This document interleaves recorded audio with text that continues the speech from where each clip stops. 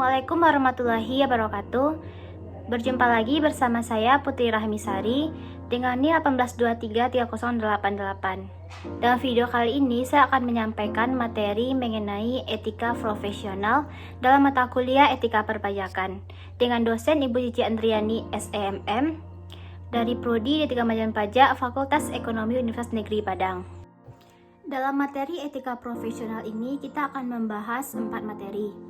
Yang pertama, etika profesi. Yang kedua, etika kepegawaian. Yang ketiga, hak intelektual, pengetahuan, dan keterampilan. Kemudian yang keempat ada contoh kasus. Yang pertama, etika profesi. Etika profesi atau professional ethics adalah sikap berupa keadilan kepada masyarakat dalam memberikan pelayanan profesionalisme kepada masyarakat dengan penuh keadilan dan ketertiban sebagai pelayanan yang merupakan kewajiban kepada masyarakat.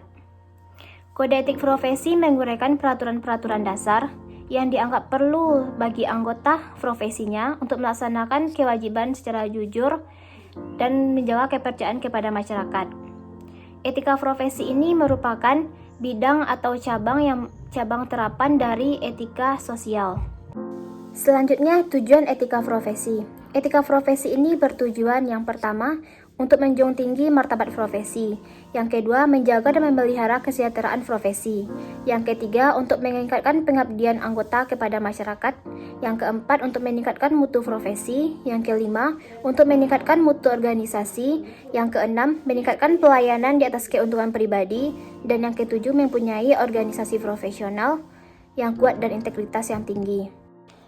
Etika profesi ini memiliki prinsip dan fungsi. Adapun prinsip dari etika profesi ini yang terdiri atas 4. Yang pertama, prinsip keadilan. Yang kedua, prinsip tanggung jawab. Yang ketiga, prinsip integritas moral. Yang keempat, prinsip kebebasan. Adapun seorang ahli, Darmastuti tahun 2007 mengatakan bahwa prinsip etika profesi ini terdiri dari prinsip kebebasan, keadilan, dan tanggung jawab. Secara umum, etika profesi ini memiliki fungsi. Yang pertama, sebagai pedoman bagi seluruh anggota profesi tentang prinsip profesionalisme yang telah diterapkan. Yang kedua, sebagai alat kontrol sosial bagi masyarakat terhadap profesi tertentu. Yang ketiga, sebagai sarana untuk dapat mencegah campur tangan luar dari luar organisasi. Selanjutnya, materi yang kedua mengenai etika kepegawaian. Apa sih yang dimaksud dengan etika kepegawaian ini? Etika kepegawaian adalah sebuah pedoman atau suatu pedoman atau ukuran-ukuran yang telah disepakati bersama melalui musyawarah atau mufakat oleh anggota kelompoknya dalam satu profesi untuk ditaati dan dihormati oleh seluruh pegawainya untuk dilakukan dengan penuh rasa tanggung jawab dan kesadaran. Selanjutnya, praktik etika kepegawaian. Yang pertama, bertugas dengan semangat tinggi dan penuh tanggung jawab. Yang kedua, berperilaku dan berbahasa sesuai dengan jabatan yang dimiliki. Yang ketiga, taat, penuh aturan, kemudian loyalitas, serta kepercayaan, serta menjaga nama baik perusahaan maupun organisasi. Yang keempat, mendukung dan membela ideologi Pancasila, Undang-Undang 1945, dan kebijaksanaan.